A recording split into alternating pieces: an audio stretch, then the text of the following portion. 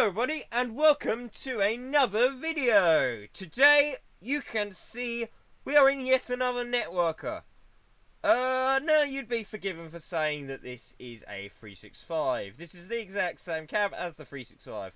However, excuse me, this is not the 365 at all. This is Armstrong Powerhouse's Class 465 and 466 Enhancement Pack. Yes, they have released the 466 and 465 Enhancement Pack today. I'm going to be having a look at it. It's a rolling start, which is why I started the game paused. So let's get into this. Oh, I hope you can hear that because that sounds alright. I'm going to sort of try and check the level. I don't really think I can. Whatever. That's what the horn sounds like anyway. 83 Seven Oaks via Catford. Cool.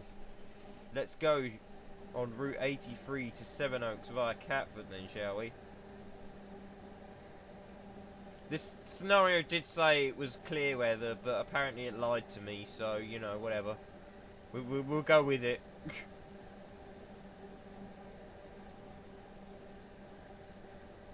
So! Ooh. So, flange squeal is a thing. Yeah, let's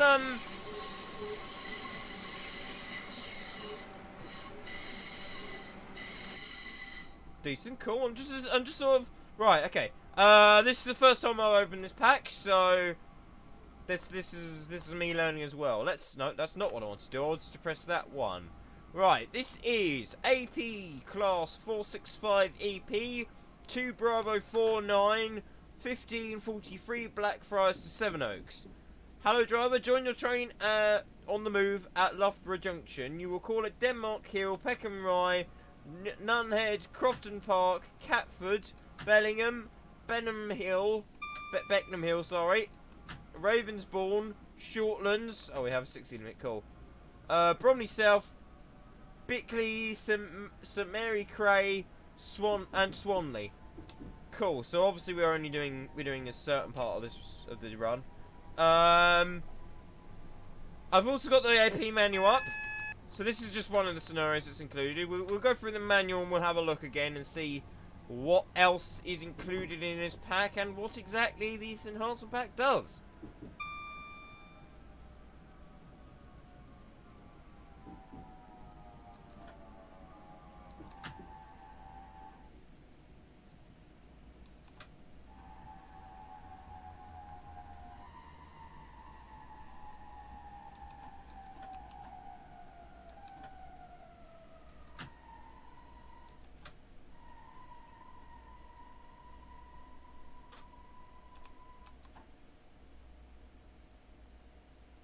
Right.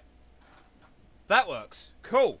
So yeah, that sounded very nice. I hope that came across for you guys because that was quite nice. Anyway, what are we doing? We're looking at this pack. We hear compressor. Denmark Hill. Oh yeah, you need to press T, don't you? Open the doors and press T. Will they close automatically or will we have to do it? Entline networker. Right. So the 465 466 EP. It is indeed a 466 EP. As you can see, we have 6 cars. We have a 466 on the back. In Connix, well, ex-Connix apparently, unless the branding patch hasn't installed properly, of course. There's always that. Because I can't see it being ex-Connix when this thing isn't at Southeast. Really, I think this scenario is like 1998 or something. So. We'll probably see the odd slammer around. Some of them maybe. Some nice network southeast action. A bit of Connex here and there. Yeah. So let's crack into the manual once we have the doors closed, shall we? Press R as per.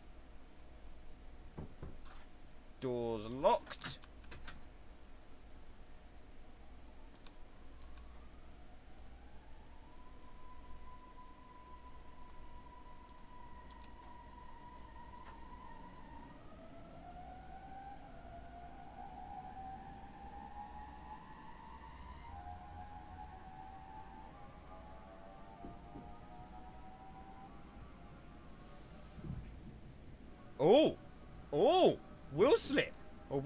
wheel slip protection. That kicked in. Okay then. Yeah. As you'll notice, it is a very interestingly sounding train. Interestingly? Is that even a word? I don't know. It's a very interesting sounding train. I'm liking this so far. We'll do an external pull away in a minute. When we pull away from this next station, I think we'll do an external pull away. If I remember, of course. We've got plenty of time if I forget. And then we'll have a look at the manual, because I keep meaning to look at the manual. I'm thinking, what do I do with this video apart from drive the train? And yeah, so we need some direction. So let's do the external pull away from this station, from Peckham Rye, and then we'll have a look at we'll crack into the manual and dig deep and see what this Enhancement Pack has to offer. As you will obviously have already seen, we have the Class 365 cab enhanced for the 365 Enhancement Pack. But obviously they've thrown it into this model because I guess the trains are the same. The only thing I can see wrong with it, or the only thing I can think that could be wrong with it, is the AC system and the pantograph up and down. It's quite possible, in fact it is very possible, that these trains do have them buttons, because obviously they are built with the potential to be changed and all that. It's all there, so all the equipment's usually built into these things ready, just in case they ever decide they want to, yeah. Just in case they ever decide they want to go crack into that kind of thing, in real life. So somewhere, where's my train gone? Thank you. Somewhere under one of these two, will be a pantograph hole, probably. Maybe not, unless DCG have done it wrong. It should be flat, I would assume, one of them. And it with a pantograph, where they remove the pantograph and they put this in. Or sorry, no, they remove the panel on the roof and then they put the pantograph in. Oh no, I thought I saw it then. That's fine. So yeah, that's why that is like that. Because it's just in case, I guess. It makes sense. I probably should have closed the doors externally as well, but you know, whatever. Brake release. Cool.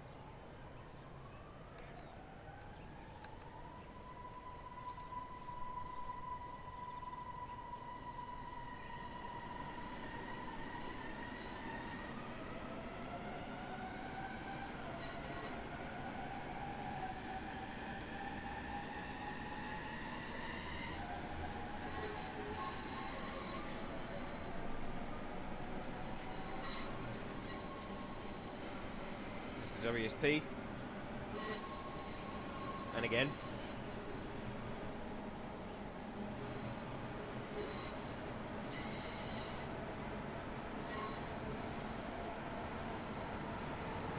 Right underneath.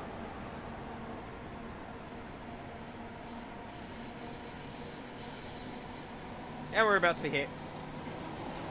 Ooh.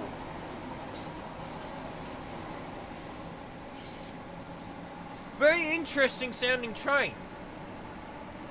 It's not like you think of a networker. It is correct, of course, because I believe this is the older style motor. I can't remember exactly what they are. The manual will explain that, of course. But yeah, no. Very interesting motor sounds. And like I say, it's not really how you think of networkers when you think of networkers sort of thing. You think of the newer style sounds, not the Electra style, Javelin style ones. We'll get to the names, you know. The names don't matter for now. The motors that came after this.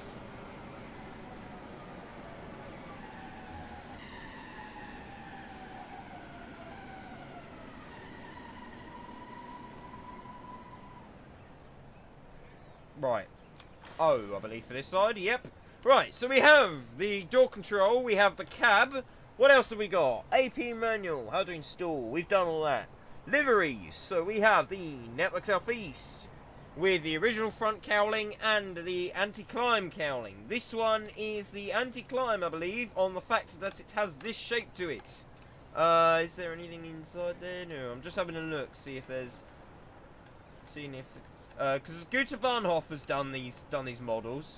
or the updates to the models at least. And once again, he's done a good job.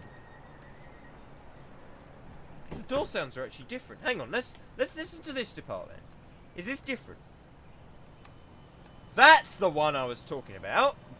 This is what you think when you think networker.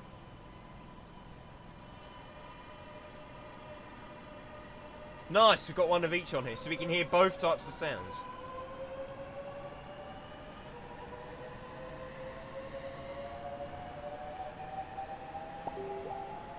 Shut up. Oh, we'll slip. This one is this end is obviously very reminiscent to the AP sound pack, because it's the same representation, the same motor representation as what was in the sound pack. That one is in a whole league of its own, really. It's pretty unique, and I quite like that. Apparently, these ones they had a lot of trouble getting the sound recordings for because none actually exist, and I can see why there'd be a slight bit of trouble. As a result, but they managed to do it. They managed to patch a load of videos and stuff together, I think, to get the sound effects, and they sound alright. I'm no networker expert, so I can't comment on whether they are accurate. These sound alright, but again, I'm no networker expert, so I don't really know, to be honest. The only thing I really know is the 365 is but only at high speed. I don't very often hear them accelerating. Well, I don't very often hear them at all, but even less so accelerating, so again, I can't comment. Maybe this one wasn't the best to do a review on because, I mean, we get the nice pull away sounds, which is alright, but I can't keep flicking to the manual and back because this train requires attention 24/7. I could do a second screen really, but I've only got one set up at the moment. I don't have space for another one unless I nick the TV from the kitchen, which is always fun. HDMI cable to the laptop, yeah, excellent. Oh, side protection. Come on, come on, come on, don't slide again. Don't slide again. It didn't slide again, cool. Let's release a bit of brake. I don't know where the car stop is from here, so... Okay, let's have a look at the... Yeah, okay, right, manual. So yeah, we've got the Network Southeast 2 variants. We've got the Connex variants. Close the door, flipping Nick. We've got the Connex variants, with the same types of buffers. And then we have the Connex Southeastern, with just the anticline buffers, because that's all they've ever carried in that livery. They are the Brel ABB motors, which I believe is this one. I believe this is the Brel ABB motor. As for the Metro Camel motor, we have the two Network Southeast ones, the two Connex ones, and the Southeastern Connex one. And a Dash 9, I believe, sounds the same as this thing. I believe it has Metro Camel. Yeah, it does. These are well, that's the 466 Dash 9, so yeah, we've already heard that. But yeah, I believe the Dash 2 or whatever it was that has the other motors sounds like this. That's the one. So, yeah, all the different button variety types. Right, we've got all the keyboard controls. I won't go through that. Visuals. We shall have a look at the visuals in a second, which is quite ironic because, you know, visuals and we're going to have a look at it, but whatever.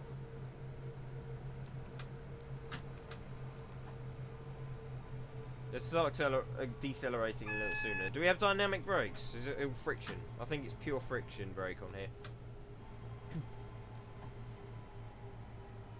We have these gauges on the dash again, which is cool. There are many differences between the Brel and the Metro Camel visuals. Front cowling, yep, we've already been through that. One has flat buffers, and one has these sort of angles on the buffers. The angles were added later on because people were climbing on the flat buffers. And it wasn't safe, of course. So they wanted to stop that, ideally. And that's how they got around that one.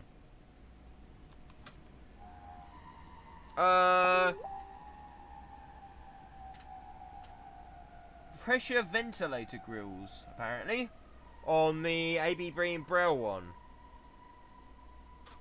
Okay.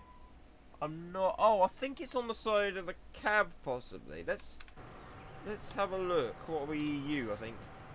I think it's somewhere... Possibly that piece. No, that looks like... This looks just like a not to be moved board clip, to be honest. I think it's this, actually.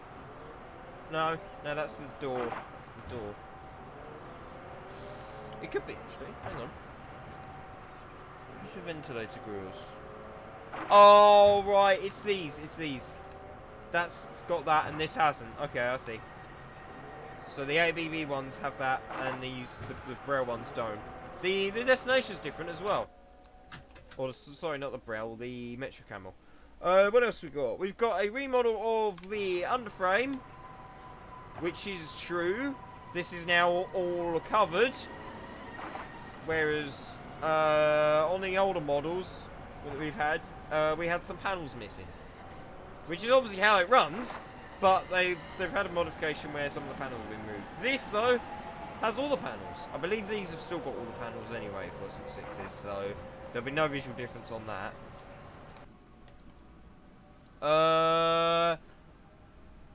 TSOL on the frame.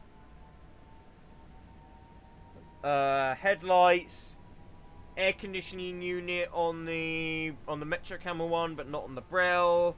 Orange and yellow destinations, as we've seen. LED markers on the Braille, I think. LED tail lights. Oh, they're just slightly different. I think they're both LED, possibly.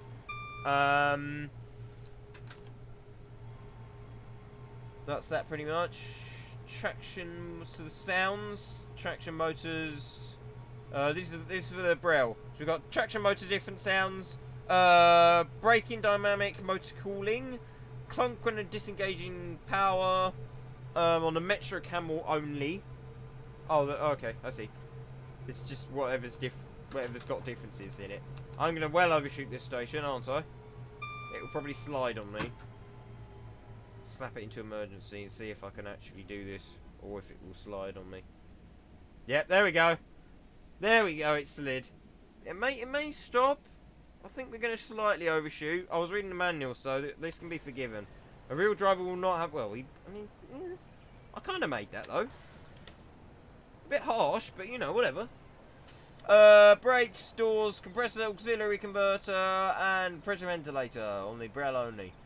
DOO, we found out about that. You can see more about that if you're unsure in my 365 update Enhancement Pack video. That signal was green, so we're alright. Accelerating, motors can rapidly pitch and cut out power to control slip. We've found that. Brakes are the same thing. And there's tables about what will slip when. You can look at the manual to find them out. Speed set, same thing as before. We have a 60 limit, so if we do that, it will only let us go to 60. And I believe it keeps us 2 miles an hour, approximately 2 miles an hour below the selected speed. Accelerometer and clock. We also have, if we change that, we have a distance. I think that's distance, and rather than running hours. I think that's distance travelled. So that's your accelerator. That's your brake. That shows you what's happening with the train. Player destinations. You can see all of them in the manual again, but there's plenty of them. F7 and F8 to change the destinations. And Shift F7 and Shift F8. I think it's Shift. Yep, we'll change the number. So we go Shift F7. Oh look, it changes the sub destination, or like the via. It probably changes the number later on then, I guess. Let's concentrate on the stopping of this one. We don't want to end up like the last station.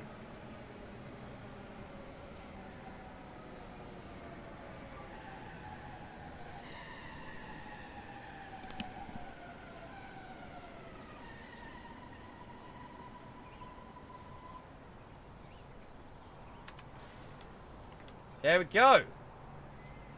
Right, so yeah, that's the Vias. Alright, okay, I see. Head code is Control F3, 4, 5, and 6. So Control F3, yeah, that changes the numbers. F3 and F4 change one number, and F5 and F6 change the other one. Shift F7 and 8 change the via, and F7 and 8 change the actual destination itself. Cool. So that's good. Auto unit numbering, that's good as well. So when you set the number on one end, it will change every coach to be what it should be, and the rear unit number as well. So you don't need to faff about messing around with everything. Right, bits and bobs. Class 265 from the DTG London Peterborough route is used due to its better visuals and functionality, as described, and as can be seen even. Speedometer retextured slightly differently to the 465 and 466, slightly lower 675 mile an hour limit rather than the 100 limit, which was up here somewhere on the 365. That's cool. They've obviously changed how it functions as well. New wheel model reverse hander, clickable function master key, 4-step reverser, on off neutral. TPWS and AWS self-test. DVD isolation lights and safety system on the desk, so that's these lights again up here. There's another train there. Do you have any of your safety systems cut out? Yes, you do. You do have. I think you've got your DSD cut out. You need to put that on, sir. I don't need it because I'm driving this. Whatever, you know.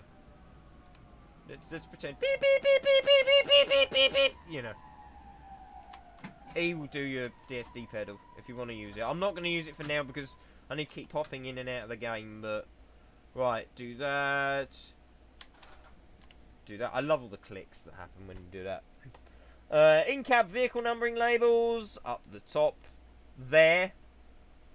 465 714. 465 714. You will see it's the same. Animated cab and instrument light. Selected destination displays in the top corner. That is true. I thought you could use the keypad. Apparently you can't. That's fine though, because you can change them. So you can set up with an empty sort of thingy. I think it changes the rear one as well. I think it changes the entire train. Hang on, let me... Sheerness, yeah, it does. Cool. You can keep it on Seven Oaks, obviously, but... Intermittent, slow and fast wipe speeds. Animated cab light. Yep. Yep. Visible driver automatically moves to whichever cab you're in. Oh, nice. Nice. So the model actually updates to whichever cab the player is driving in, so that you can see this guy in whichever cab is being driven, and he won't appear in the back. That's good. I'd assume that works on AI too.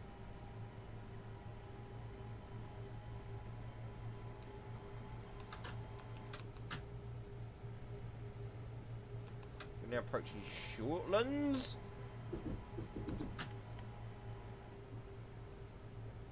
Emergency brake. Stand must be pressed. I'm only doing power notch 10 seconds at a time. Press it again. Emergency it because I wasn't paying attention. I was reading the manual again.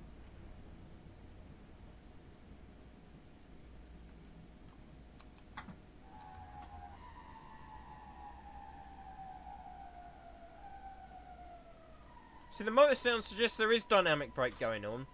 Yeah, because when I put it into thingy, it went straight into friction braking, into emergency, and the motor stopped. But you can hear them then. Dynamic brake was isolated. Oh, around 2008 onwards. Huh. Okay. 1 second delay on AWS. Sunset and sunrise headlight. All of the stuff we're used to seeing. Cool. Extra passenger view angle. Cool. They look like they've actually done something with this.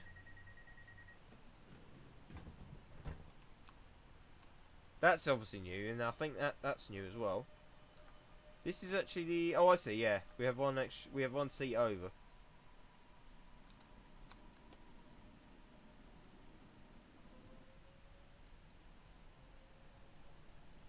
Yeah, we got different sounds for the different units, which is good. That's what you're after. And then it's all a load of stuff about scenarios and stuff. So, the cost of this pack, I guess, would be a good thing to talk about next. It is £11.99, I believe, £12 if you do not have the Class 365. However, if you do have that, they've been kind enough to give you a discount and only charge you £9.99 for this, which, to be honest, I don't think is too bad. It's about what they're... That isn't right. That's all I'm saying. That shouldn't be wobbling about like that. Anyway, it's about what their average pack would cost you anyway, generally. Their enhancement packs, wise at least. So, I know I'm being a bit rough-handed with this train, but I'm concentrating on talking than driving, so. But yeah, no, what was I saying? Oh, about the price, yeah. A tenner for the enhancement pack at that price. I don't think it's too bad. I hear a ding ding. Possibly I might have liked to have seen it being charged a tenner for it without the other one, without the bonus sort of thing. I'm sure the enhancement packs have gone up in price as well as the trains themselves. Because obviously the AP are now charging $24.99 for each train, which is a bit ridiculous.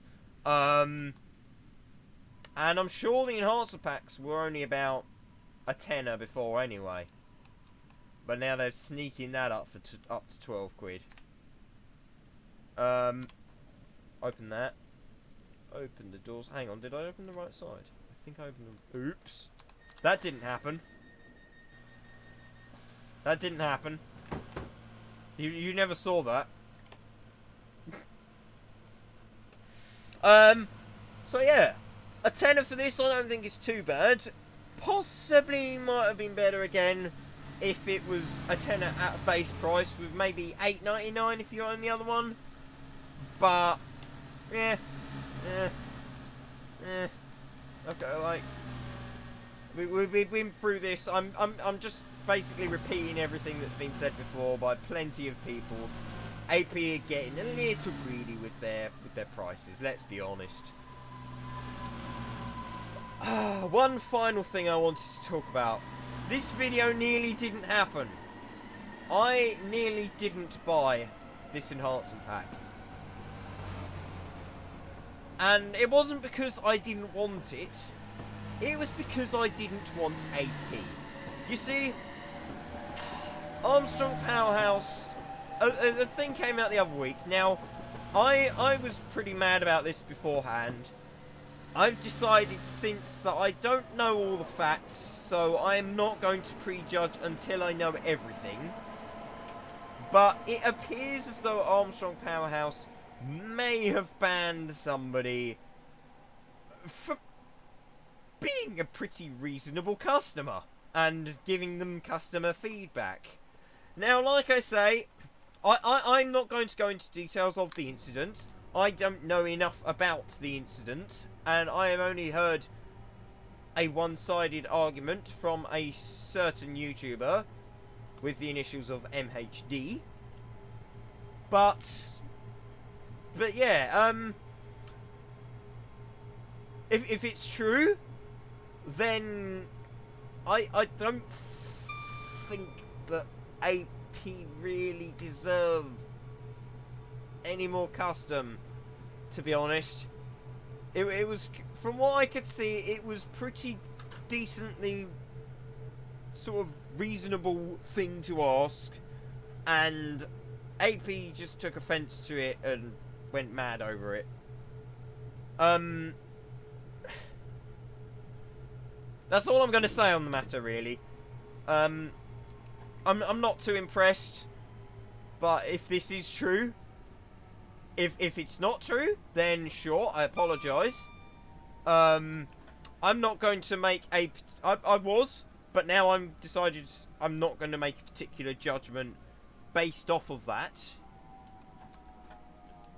But I think it's lesser a problem with Armstrong Powerhouse themselves, and more a problem of the wider train sim community. There are a lot of stuck-up prats, shall we say, in this community, who quite often confuse opinion and fact. Things get heated, people disagree, and it gets pretty, I quote, well, not quote, but sort of metaphor, violent. Verbally, sort of, or by text, but you know. And there's been plenty of threats exchanged between certain people, and certain people have had issues with me. Yeah. It's if you're out of the loop with the train sim community, you're alright. This is a great game. If you're in the loop of the train sim community, it depends. It depends.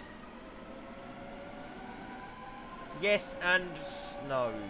You can have some great people. I've met some excellent people. Nathan Smith, Joe Burgess, Alan Thompson. Even he's alright. You know, there are plenty of decent people in this community. But then there are some people who you just sort of think, get a life. You know, like, yeah, okay, yeah, that's enough of that. I'm bored of talking about it. It's a too wide a spectrum to really sort of bring together.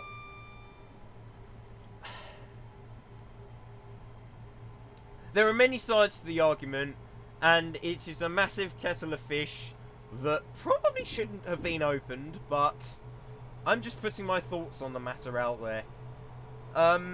If anybody has had experiences with the community, good or bad, feel free to comment. Feel free to not comment, of course. Do you agree with me? Do you disagree with me? Do you think this is a wonderful place every time and everybody's friendly? Are there people who really get on your nerves? I'm not going to name call on people who really get on my nerves because I'm better than that, and I don't think I need to.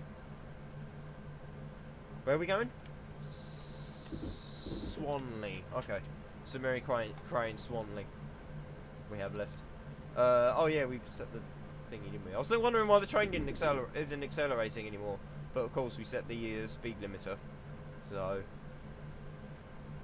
cool.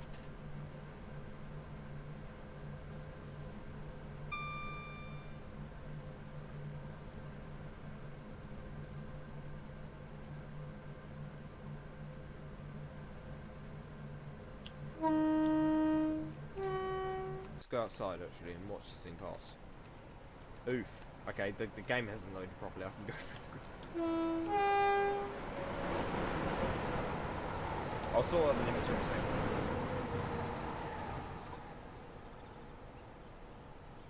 Nice! I do like this train.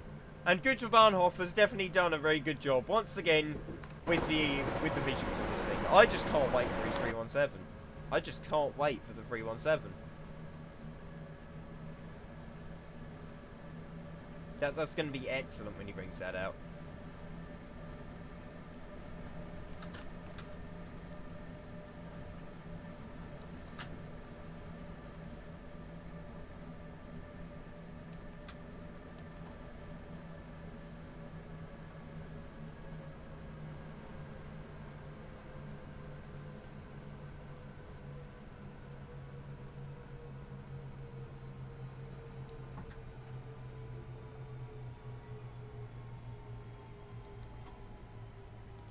Nice that the fog's gone away too.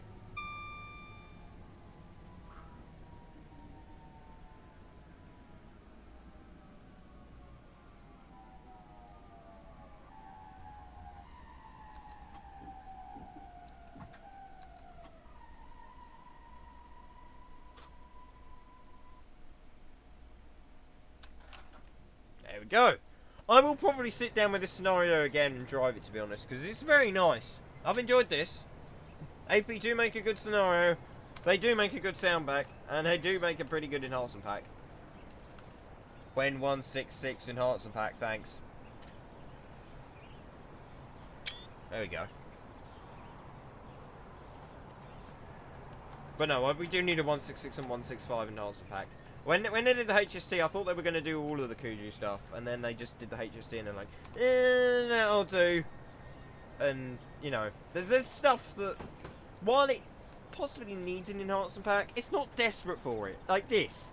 This isn't exactly desperate. It wasn't crying out for an enhancement pack.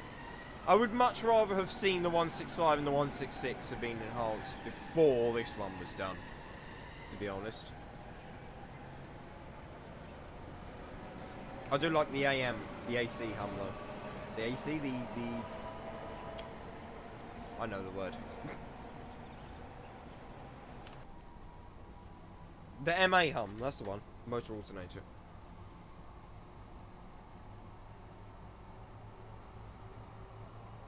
So there's another TC.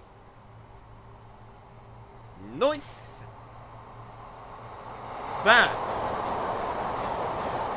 That thing right there. We need an enhancement pack for that. That is more desperate than this is. Because that is an older model and has less features. Well, I don't know actually. Does it have less features? I'm not sure. But that would be an excellent thing to enhance. Please do that next. Or the 166 and then that thing. But yes, you get my gist though. Older packs should be done first, in my opinion. We don't need a 377. We really don't. Like, well, we do. We desperately need a 377, but we don't need one in comparison to how much we need a 166 and 165 enhancement pack. That should be priority number one. It really should.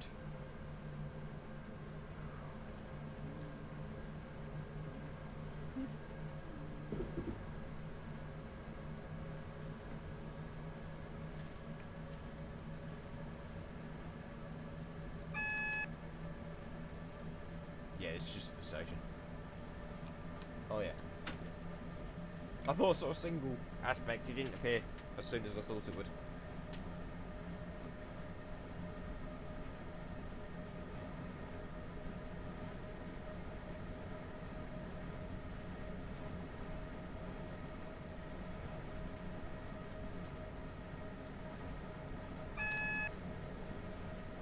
I like how the AWS sunflower changing over is animated. That's nice.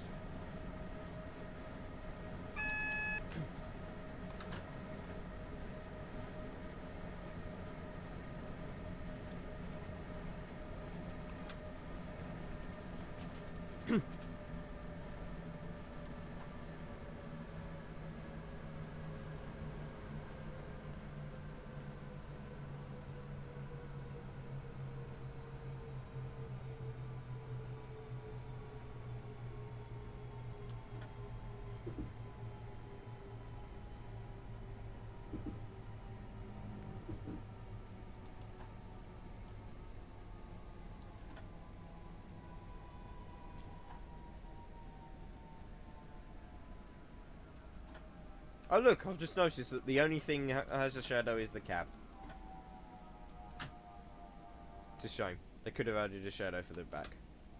For the roof, at least. Made it look convincing.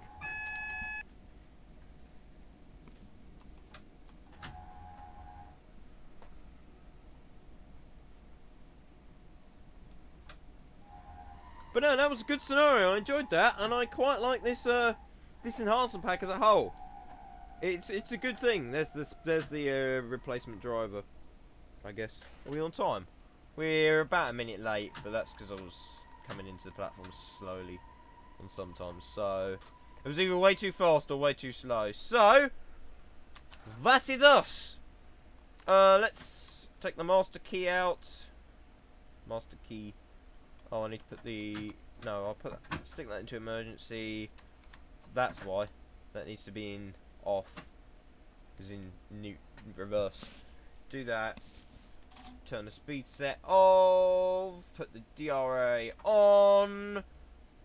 Lights can stay, I guess, because he'll need them like that. Here you go, sir. Have a nice drive. Hope you get to where you need to be. Seven Oaks. Good work, driver. The fog finally gave way to some pleasant sunshine. Another driver is here to take over the final leg to Seven Oaks. And thank you very much for watching, everybody.